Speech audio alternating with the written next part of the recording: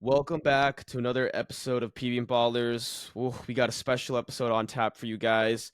The return of the Yellow Mamba, or Steve Hahn, calling in from LA, and Jason calling in from Turkey. Guys, we got a lot to talk about today. The KFA basically made Hong Myung-bo have his own press conference down for Ulsan Hyundai to explain why he's taking the national team job. I think we all saw the quotes by now. Steve, I'll let you go first. What did you think when you saw this, man? Because I mean, you've Oh, known Hong for a while.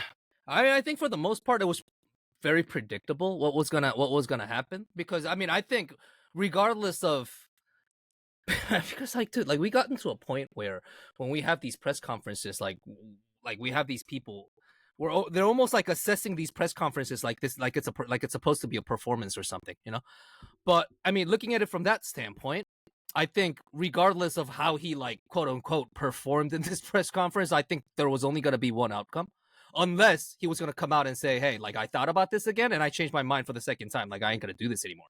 You know what I mean? Like unless he did that, I don't think the reaction would have been any different regardless of what he would have said. I do think he was being for the most part honest with what he said. I do doubt the validity of some of the things that he said was going to happen once he goes to the national team. But I think for the most part, he told us it seemed to me like he told us a lot of. I mean, it's hard to use the word honest because I don't know if he told us the whole picture. But I think for the most part, we did get a genuine answer from him because I think he made it for better, like for the most part, I think he made it quite clear that at the end of the day, as long as KFA was going to give him some level of authority, this is a job that he wanted. Mm. So it turns out this whole talk about how he didn't want to go, it wasn't really true. But I think what was true was the fact that he wasn't just going to go there if he was going to be a coach, Right. just a coach. You know what I mean? He wanted a little more authority than that. I mean, let's see if he's going to get it. I mean, that's another story because promises have been made before and have not been met many times. So we'll see what happens this time around. But yeah, that's where we're at. But I mean, the silver lining in all of this is that maybe we're ready to start playing some games now. Yeah. And before I let Jason jump in, I'll just recap what he said for the fans if they didn't see the quotes. Hong Myung-bo basically said in his press conference that, listen, I didn't want the job. 10 years ago, I failed horrendously. I had a terrible time dealing with it, and I came to Ulsan Hyundai to kind of escape from all that. Yeah. And the Ulsan Hyundai club gave me something that I needed. But now something deep down inside of me made me realize that I wanted to take this challenge on again and redeem myself and save Korean football. There's no more Hyeongbong anymore. There's just Korean football. Uh, yeah, I mean that's a lot. That's a lot. Yeah, I mean, just hello again to our viewers. I feel like it's been a while since I made an appearance on the channel. Apologize in advance if my mic and or camera quality is bad. I'm currently without my usual setup in Turkey on an exchange of my iPad. In terms of Hong Myung-bo's press conference, I thought it was a little bit cringe in some parts, like when he said, oh, something deep inside me, made me want to accept this challenge. There's no more Hong Myung-bo, there's only Korean football, blah blah blah, whatever. I feel like he could have just been, a little bit more. Unlike Steve, I thought that, maybe he wasn't as truthful. I view this acceptance of the national team job by Hong Myung-bo as more of a personal thing. It's his opportunity to redeem himself for 2014. And it made it sound like, we were desperate to have him as our national team manager, as if we didn't have any other options, as if he was the only option and the best option. And I think that is highly debatable. We know that David Wagner wanted the job. We also know that Gus Poyet probably wanted the job. Now, are they on the same level as a Jesse Marsh, Hart Renard, even a Samuel Cunyash? Debatable, but they are also highly proven managers, very experienced managers. One brought up Huddersfield from the championship and kept them in the Premier League season for one season. Gus Poyet has had various stints in the Premier League. He's had various national team stints as well. They both have very distinct and clear football philosophies that was actually counted against them. So the fact that he's portraying himself as the only and the best option that's there to save Korean football, that kind of rubbed me in the wrong way. And also, I think his apology to the Ulsan fans was maybe insufficient as well. I didn't really feel the sincerity of it, but maybe that's just his general tone and attitude of speaking, But for me, if I was an Ulsan fan, I mean, I've seen the reactions on Twitter, I've seen the reactions on various online communities, and they're still, I think, deservedly and rightly pissed off at Hong Myung-bo. So that's my initial thoughts about that press conference. Like that whole part about when he was like, oh, like the something inside me just like, and I started feeling, it's like, it's a very common reaction from people of his age in Korea. Like, we hear them talk like that all the time in press conferences. And I honestly, knowing the way he conducts press conferences, it actually, I was watching this press conference like live this morning, and I was like, he's actually trying hard to tone that down. That's how I felt, because he could go way deeper and really get emotional, like Lee Im-seng did a couple of days ago, because that press conference should have never taken place. I mean, like that press conference should have never happened if that was the way it was going to be. Not so much that Lee Im-seng gave us bad information, it's just that his head wasn't straight that day, man. Like he looked like he had issues, and that's not a look that you just don't want to give off a look like that, especially in a situation like that. But anyway, regarding Hong Myung-bo, I just think that the key part in all of this, like leave the emotions out, like the cringeworthy, like I get all of that stuff. Like I actually agree with you, but I don't even want to get into it, because I just feel like it's a waste of time, to be honest. Because it's like, it's just the way some of these people, I mean, a lot of these people are. I almost think it's a generational thing.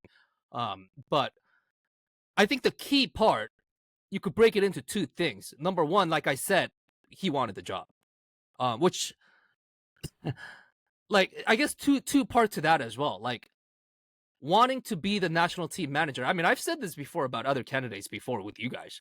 Like, I understand the ambition, of these coaches for wanting that job. I certainly understand that. But, like, what if when Hong Myung-bo's name first came up in February, what if Hong Myung-bo came out and said, yo, I want the job. Like, it's a dream job for me. I already had it one time.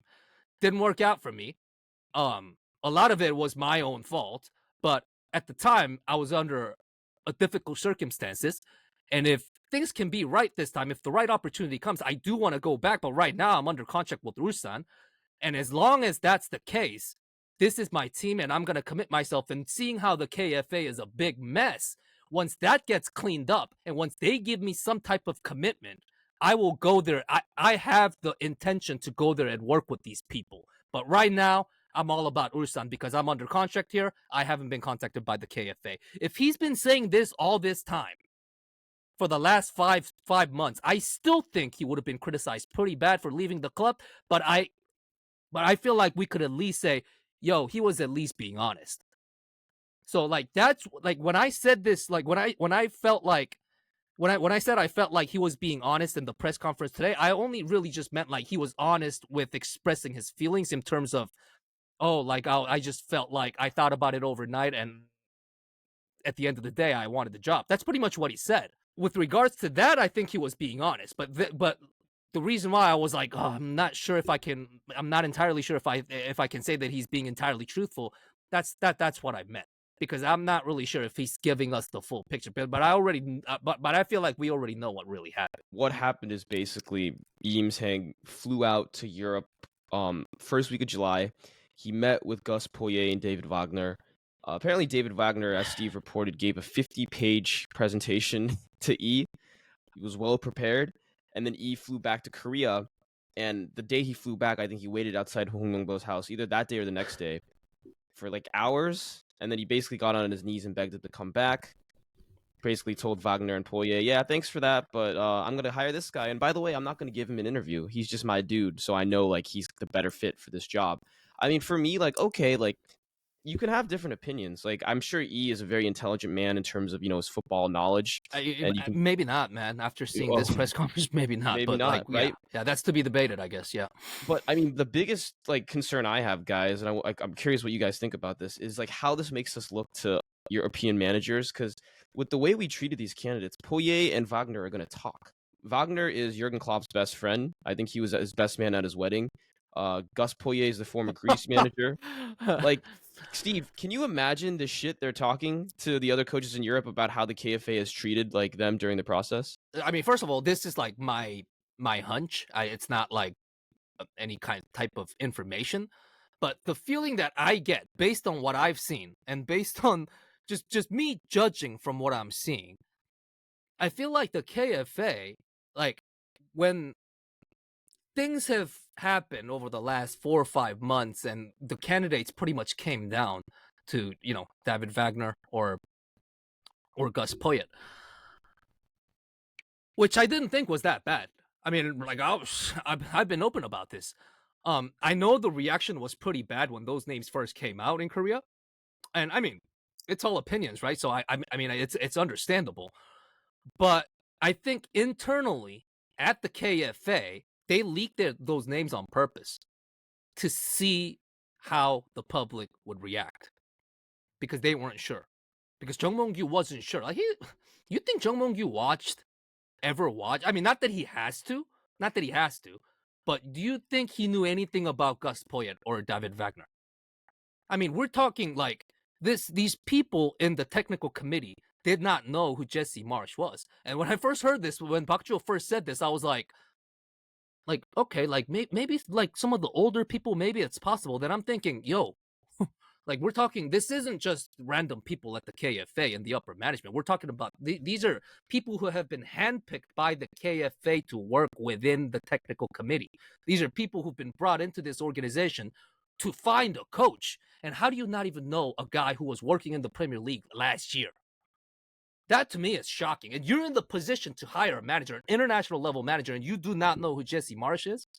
Like, if you're some random guy walking on the streets of Seoul, you don't have to know who he is. You know what I mean? If you're some random guy walking anywhere on the streets, you don't have to know who he is. You could be a very smart person and still not know who Jesse Marsh is. You know what I mean?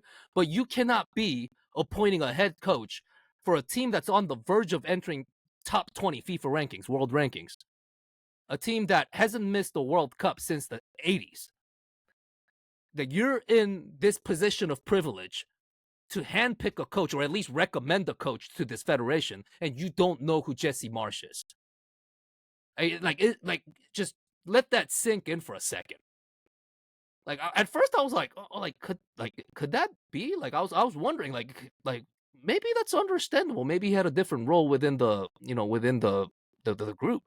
But like the more I think about it, it just doesn't make any sense to me that there were multiple people in this committee who did not know who Jesse Marsh was. And the fact that they went to the final stage of negotiations with him despite that, I mean, it makes me doubt very much like what kind of conversations actually took place. They also didn't know Ruben Amorim either. Park Jo in his YouTube video said that he had to explain Ruben Amorim's story as a reminder to the KFA technical committee that young, relatively unknown managers can be good managers as well. So the fact that they didn't know Amorim, who was one of the best young managers out there, was linked to Chelsea, West Ham, Liverpool, and Jesse Marsh, that is very, very shocking to me. A question I had for you, Steve, is, I mean, looking at, just the sequence of events in the past couple of days, I feel like a lot of this it smells rotten. It smells, fishy. And I'm wondering if this is something that is, like Lee Im-seng said, 100% his decision and Chong Myung-gyu didn't know about it, or if Hong Myung-bo is Chong Myung-gyu's guy and Lee Im-seng is there to take all the blows. Because when I watched Lee Im-seng's press conference, he almost like over exaggerated the fact that this was 1,000% his responsibility. If anyone was to be scrutinized or criticized, it should be him. That Chung Myung-gyu or the KFA senior officials didn't even know about it. That that he was the one to put in the final decision, and that he let the other technical committee members know by text that Hong Myung-bo was going to be the guy. But it almost sounded, like he was trying to compensate for something, that he was trying to hide that Hong Myung-bo was actually Chung Myung-gyu's pick. And just the flying over to Europe, and then not even a day later going to Ulsan and waiting outside Hong Myung-bo's place for 2 or 3 hours. Like, that's just like nonsensical to me. Like, is he a stalker or something? Like, why is he doing that? I mean, what do you think? Is this Im Sang being, trying to emulate Kim Pang, trying to have his Kim Pang-gon moment, and trying to be like the cool guy taking one for the team? Or is there something underlying there? Is this Chung Mong-gyu having his own pick yet again?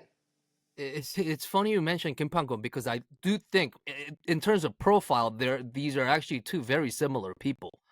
You know what I mean? They've been active abroad. They can speak good English. But I mean, I haven't interviewed Im Sang ever. I have spoken to Kim Pang-gon. I know Im Sang like as a player and what he has done after his playing career. I don't think you could really compare the two in terms of their capacity as like football executive. I don't think it's comparable, because Kim Pang-gon is a far more accomplished executive. And I don't think that's a knock on Im Sang either, like that alone, because Kim Pang-gon is a very accomplished, executive. So, but the way I look at that press conference, like you said, when he came out and said that this was 100% his decision, 100% his decision. I mean, of course it's not true, but I do wonder. I'm just thinking out loud. I can't really point my finger and say this is exactly the way it is, because I don't know the whole picture. But here's the thing, man. This guy Im Sang has been working with the KFA for a long time, on and off too, but in recent years as well. And but unlike Chung Hae-sung, who was in this position until last week, Im Sang has actually only been dedicated, because Chung Hae-sung came from a different department, just as a stopgap measure, just to take some criticism. Im Sang is actually the long-term guy that the KFA had handpicked for a very long time.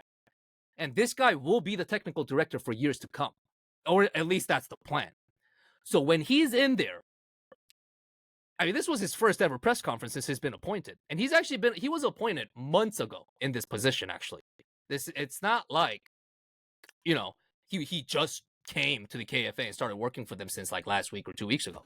When he comes out in front of the media and says that we've hired a coach, knowing how egotistical these people are, I'm not sure if he's really saying that this is 100% decision for him to shield Jung Mong-gyu, or if he's saying this to really claim that he's the guy with the authority to do this. Because based on what I've heard, until last year, he and Jung Mong-gyu weren't on the same page. Like, they weren't on the same side. Like, Im Sang was not Jung Mong-gyu's guy within the organization. Maybe something has happened over the last year or so. I don't know. It does make me wonder what the intention was when he said this is 100% my decision, because it might not be him trying to shield Jung Mong-gyu, because I feel like there's some real division within the KFA.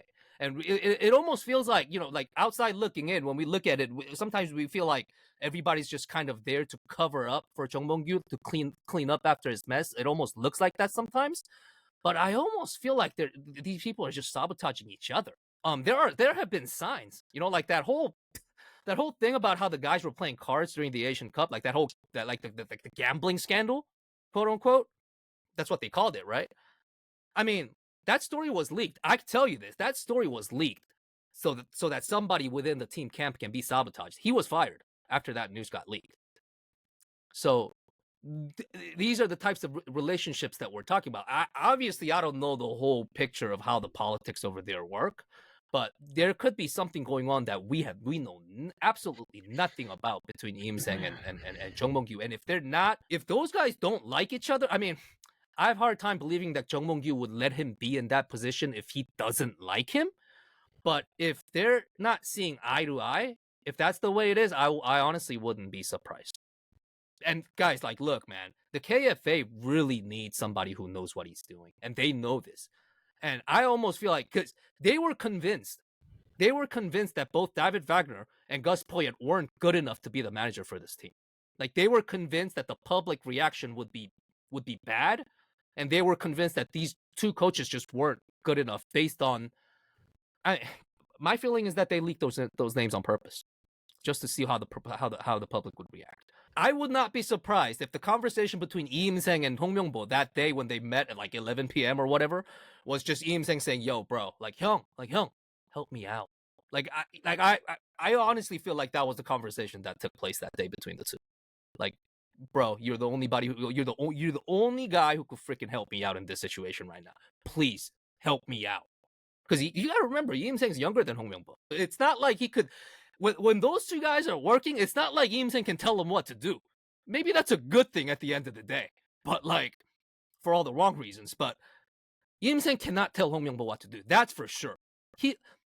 Technically Im Seng is the boss, but there's no way Im Seng tells him what to do. That's not gonna happen. The way you describe it, it's a bunch of like snakes trying to eat each other in the organization. It's like you have a dictator like Park Chung-hee and then all of his generals and his security guys trying to fight for power.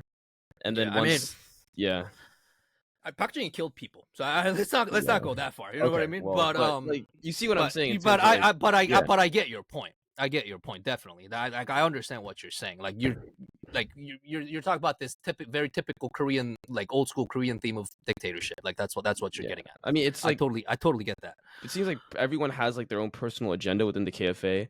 And I know you mentioned that there was a member of the technical committee who wanted the interim job for himself.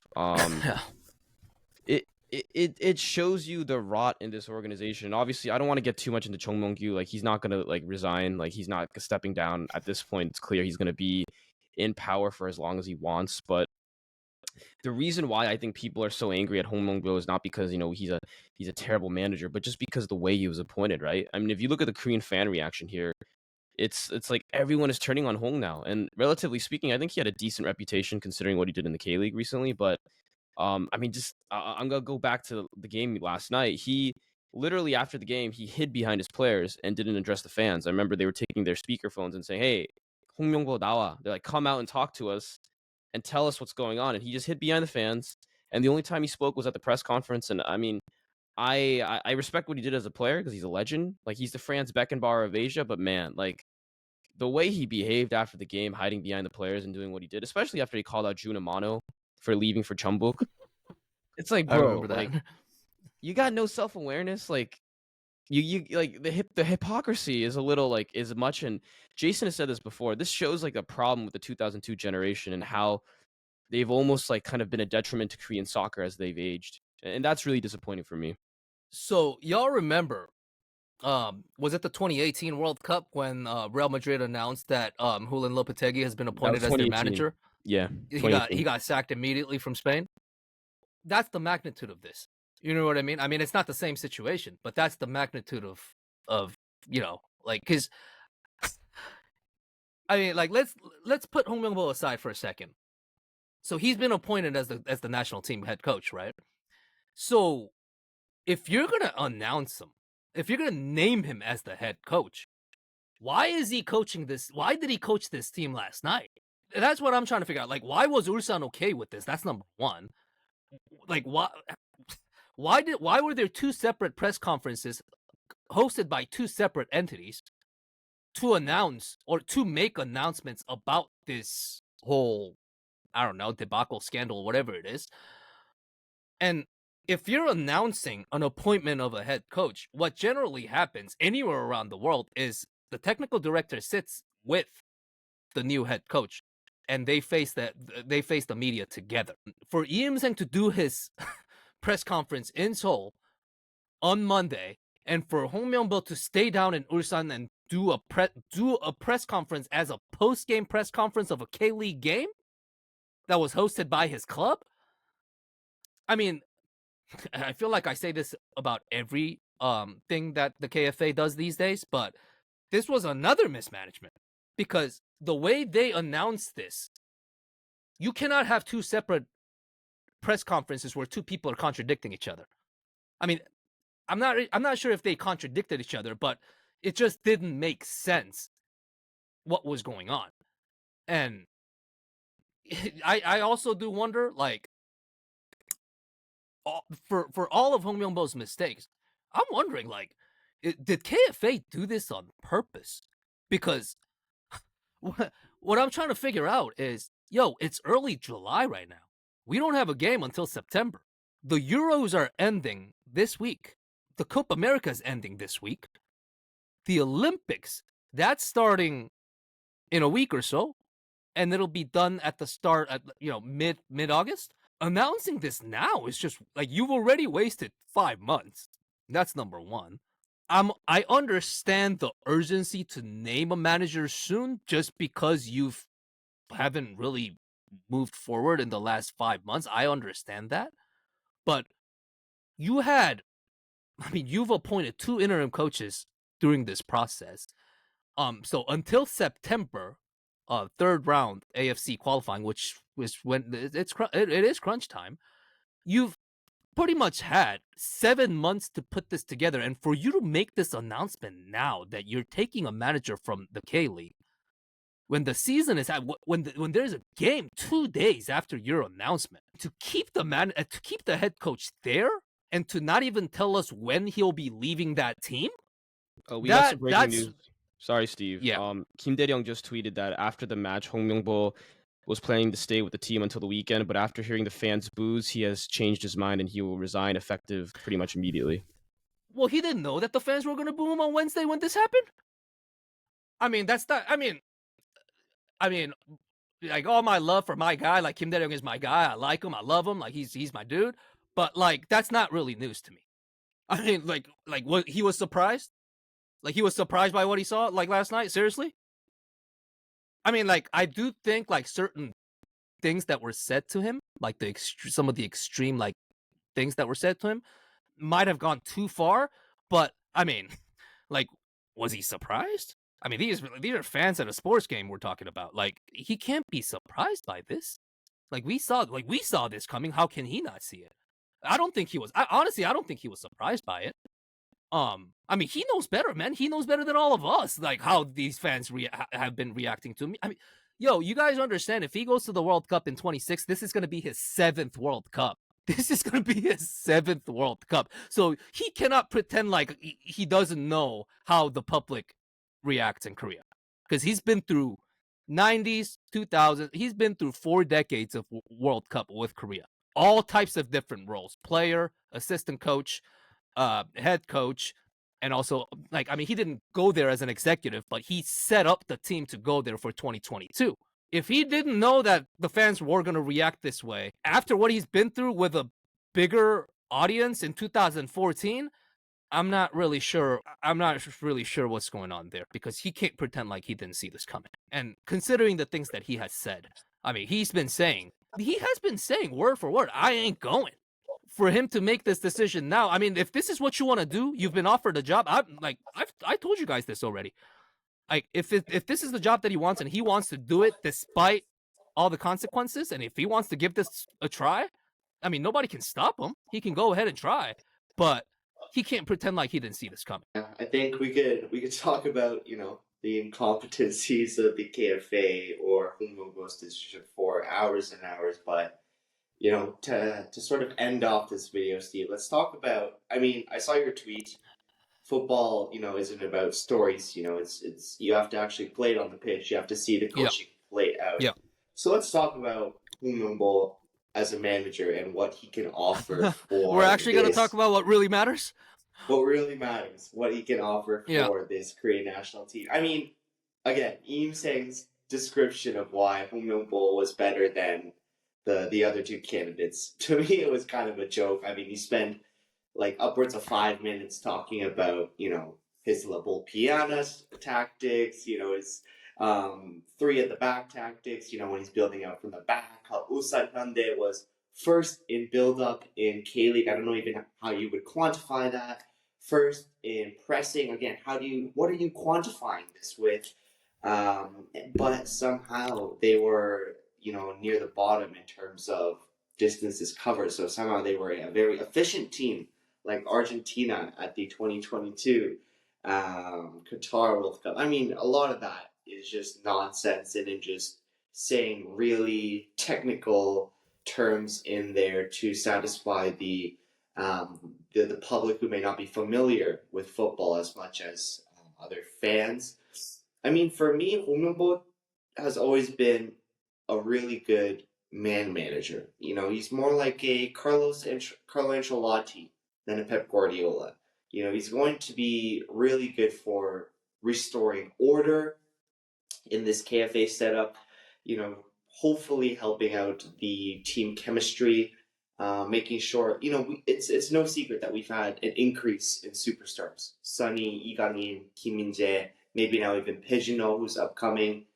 And the reality with that is there's going to be a lot of big egos in the locker room. And you need a guy who can command those egos and make sure that everything is running properly. I don't doubt that side of his management. But where I'm a little bit worried about is he good enough tactically?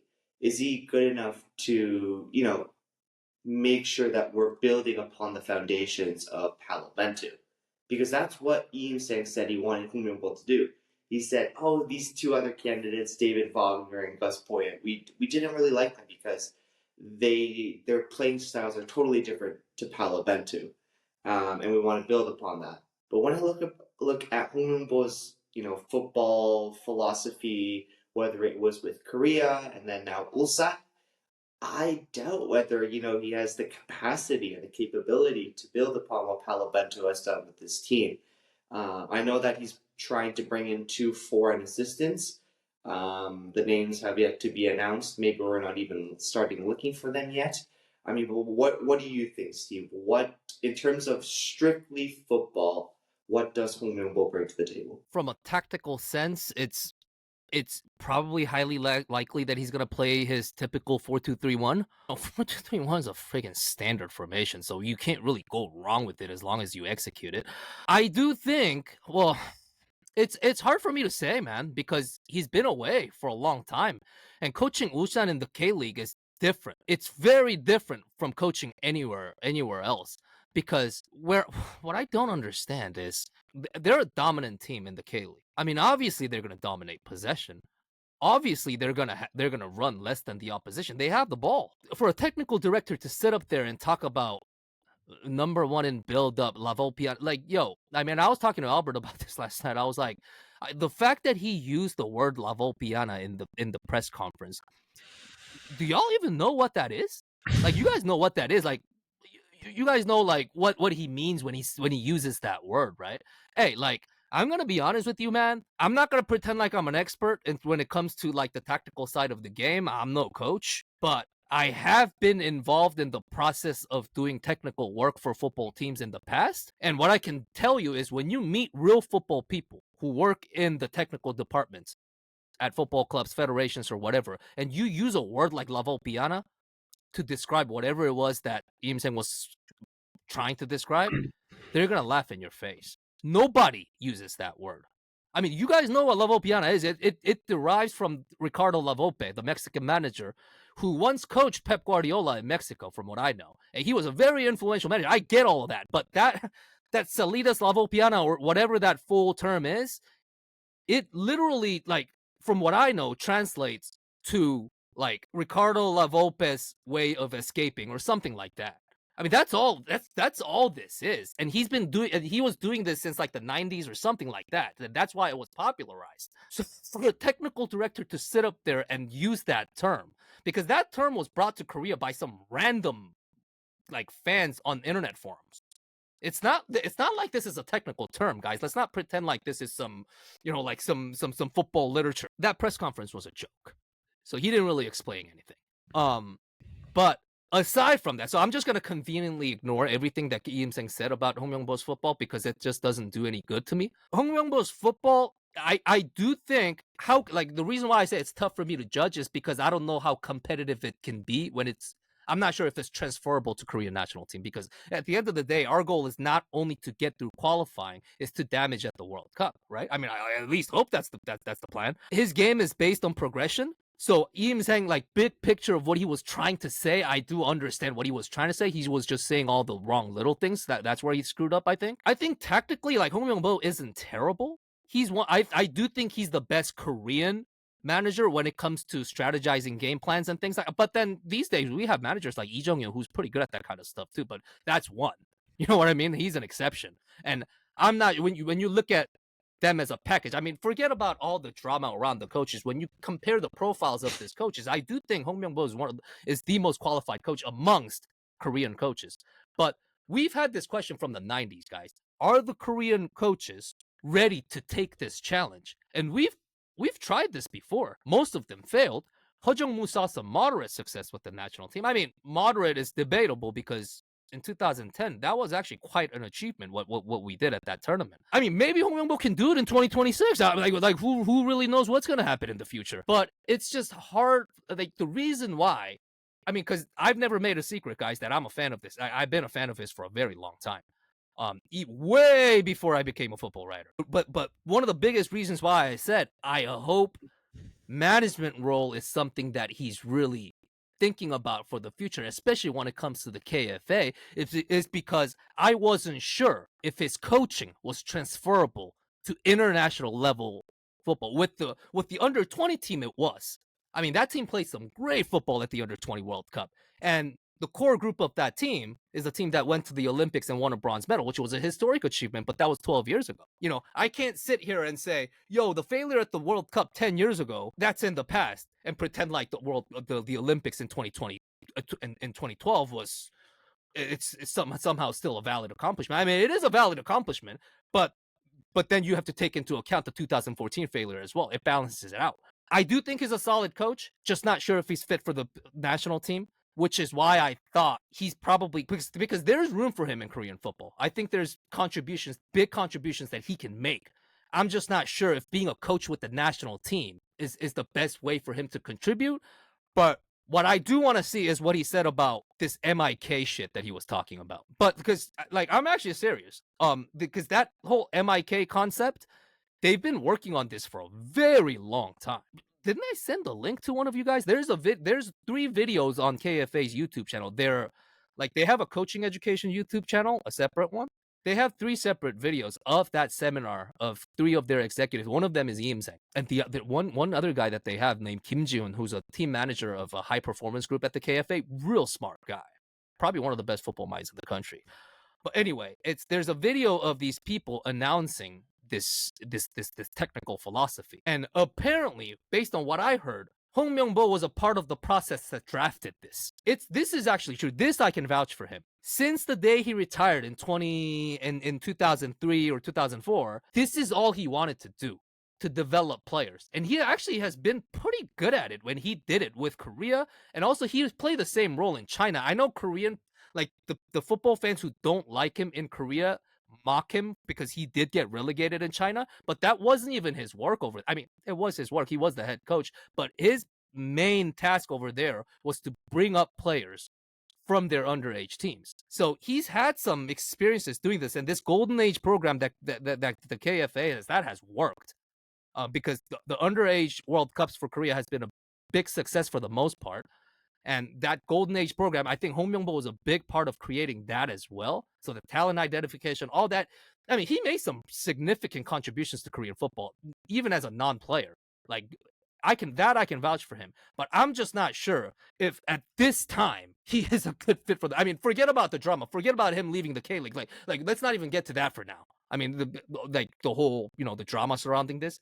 Him as a coach, is he a good fit for the national team? There are certain things that because I guarantee you ain't nobody playing ping pong during dinner time now. Like, that's for sure. Like, that ain't happening. So there are some things that I can see, like the bits and pieces of what he can do that can really right the ship for this team. But you look at the grand scheme of this, I'm just not sure if what he has shown as a coach is transferable to be the right fit for the World Cup in 2 years, because 2 years is not a long time to prepare for a World Cup. We'll be watching and waiting and see what he does. Definitely some concerns. But for now, ladies and gentlemen, Hong Myung-bo is the manager of the Korean national team. Don't forget to follow Steve on Twitter. He'll be documenting our progress to the World Cup. Don't forget to follow us on Twitter, Fighting Stripes Football. We'll have all the links down in the description. Hopefully he redeems himself for the 2014 mess. And it's going to be big for Hong, guys. As we end the video, I'm just going to say, like, as a player, his legacy is fine. But, like, to the fans right now, it's like, you better show up in 2026 because you wanted this, right? You're the one who wanted it. You said, I'll do it over the foreigners. Well, I'll be rooting for him. But for now, everyone, stay safe, and we'll see you in the next one. Thanks, guys.